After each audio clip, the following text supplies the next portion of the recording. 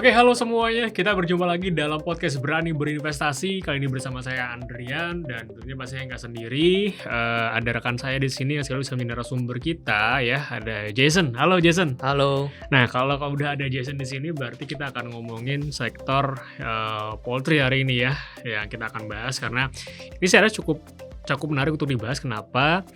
Karena bentar lagi juga akan masuk bulan Ramadan dan Idul Fitri tentunya ya. Ini berkaitan banget nih, bisa harga ayam ini mengalami peningkatan ya. Maka kita coba ulik bersama. Dan harga sahamnya pun kalau kita perhatikan, harga saham Java so far saat ini juga masih cukup bullish ya. Benar. Nah, jadi mungkin teman-teman yang penasaran apakah prospeknya seperti apa, masih bisa beli atau enggak ya, bisa disimak nih untuk podcast hari ini ya.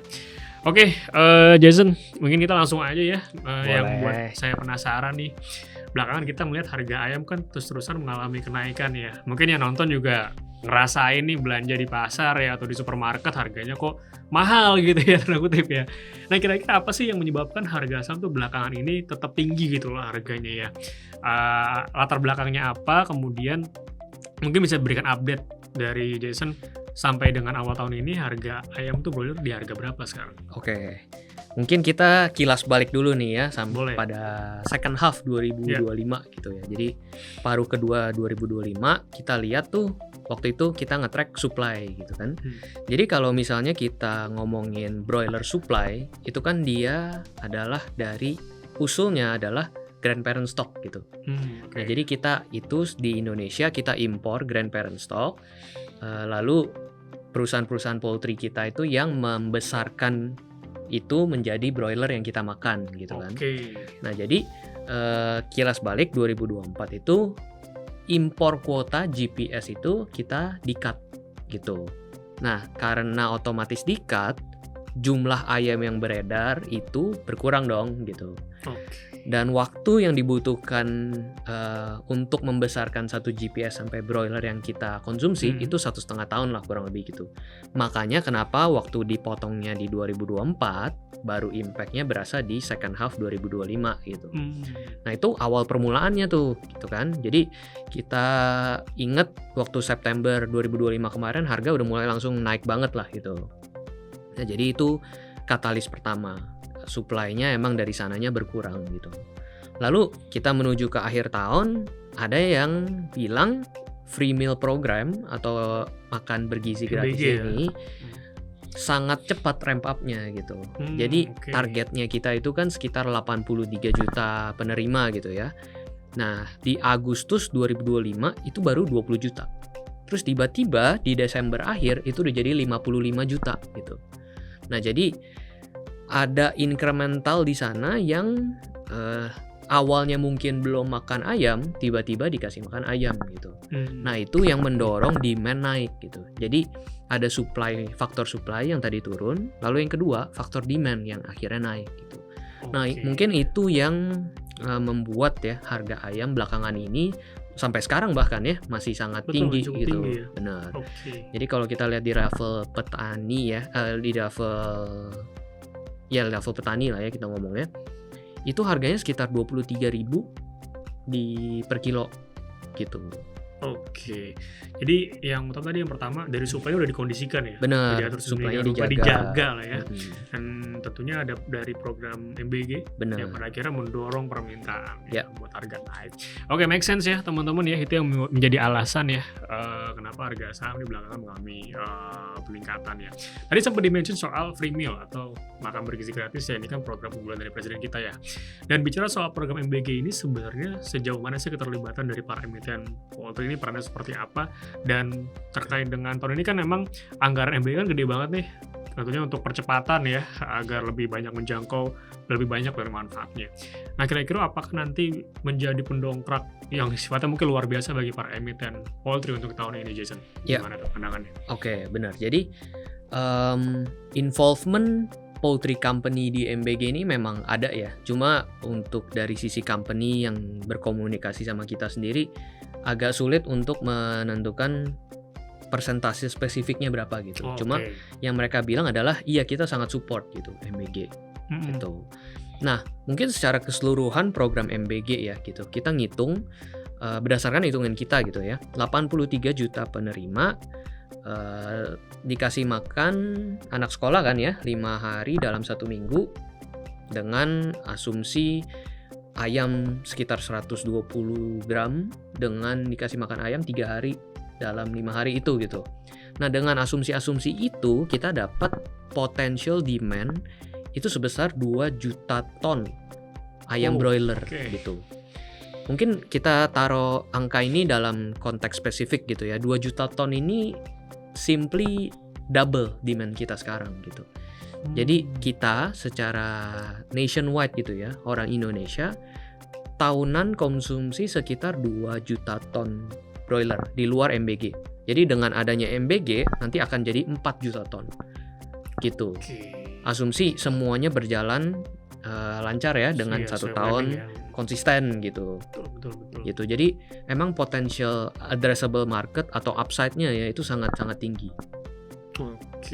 Ya.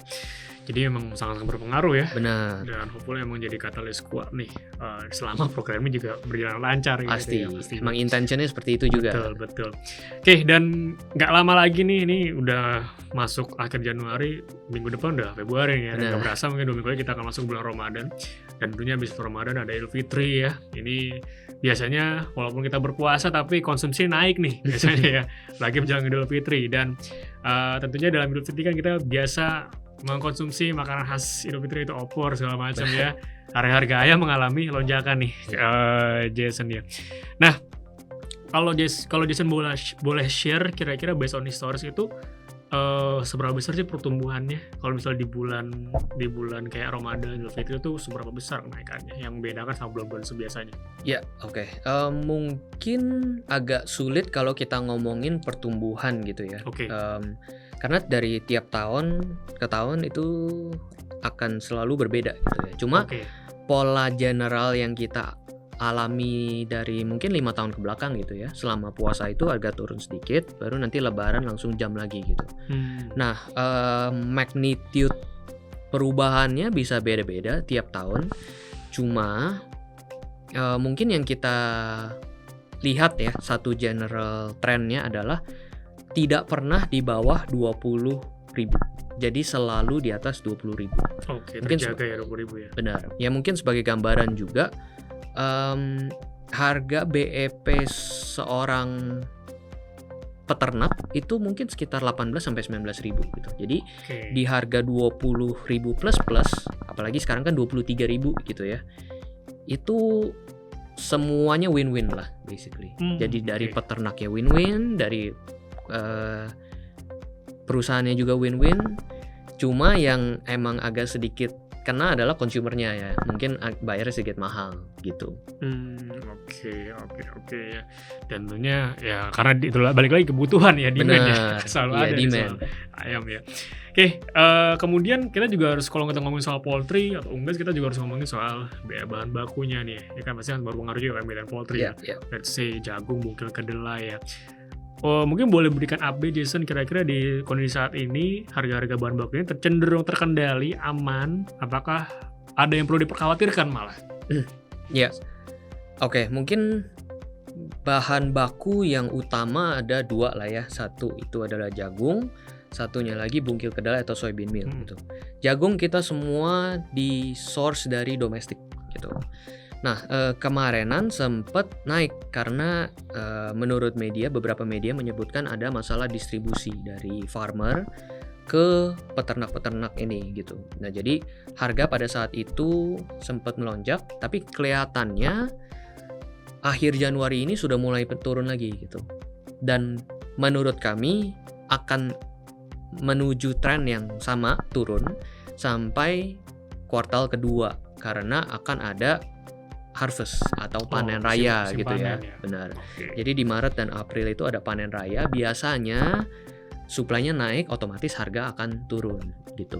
Hal ini juga berlaku yang sama untuk soybean meal. Soybean meal kita impor, cuma ada resiko forex atau USD rupiah. Kita kan karena lagi sedang sedikit melemah gitu ya. Mungkin itu sih yang harus diperhatikan lagi ya. Oke, menarik. Kemudian karena belakangan emang harga ayam naik, apalagi sepanjang tahun lalu ya. Mungkin Jason bisa share nih biar teman-teman dapat gambaran juga. Seberapa besar sih impact dari kenaikan harga ayam di tahun lalu ya? Karena ini kan udah nanti bentar lagi akan rilis nih kinerja full year ya. Nah, kayak emiten seperti Java, CPN itu seberapa besar? Khususnya net profit mungkin itu bisa mungkin di-share. Apakah bisa melebihi konsensus atau ekspektasi nanti kinerjanya? Dan untuk tahun ini sendiri, rekomendasi Jason untuk emiten poultry yang kita cover atau masuk coveran dari CGS itu seperti apa? Kenaikan harga broiler itu tentu berpengaruh ya ke profit, cuma agak sulit memisahkan sampai level net profit gitu. Jadi yang biasa kita lihat adalah di revenue, di top line, sama di operating profit atau di EBIT gitu. Mungkin kisarannya sekitar 20-30% ya, kontribusi segmen broiler ke profit ini gitu, ke operating profit. Jadi nanti di bawahnya akan ada pengurangan lagi, entah bunga, utang gitu-gitu. Jadi intinya sampai operating level itu sekitar 20-30%. Yang which sangat-sangat fantastis gitu ya, considering tahun-tahun sebelumnya kita sempat melihat ada rugi lah gitu-gitu kan. Betul. Jadi tahun 2025 ini bisa jadi salah satu tahun yang terbagus yang pernah dilihat oleh perusahaan-perusahaan poultry ini. Java dan Cepin, angka kita sendiri untuk net profit itu di atas konsensus mungkin sekitar 15-20% lah gitu, angka 2025 net profit itu. Makanya rekomendasi kita untuk kedua saham ini, Java dan Cepin, masih add. Mbak ya. Gimana teman-teman, menarik ya. Jadi emiten poultry ini atau sektor poultry ini itu memiliki katalis yang menarik dan katalisnya kuat nih ya. Benar. Khususnya mungkin di Q1 nanti akan semakin lebih better lah ya. Oke, mungkin cukup sekian ya. Thank you Jason udah berbagi insight ke kita semua terkait dengan saham-saham emiten poultry, dan hopefully ini bisa membantu teman-teman. Thank you so much juga yang udah join dan udah bergabung. Tentu jangan bosan-bosan untuk tetap nonton ya podcast ini, karena pastinya banyak info-info menarik yang bisa teman-teman dapatkan ya.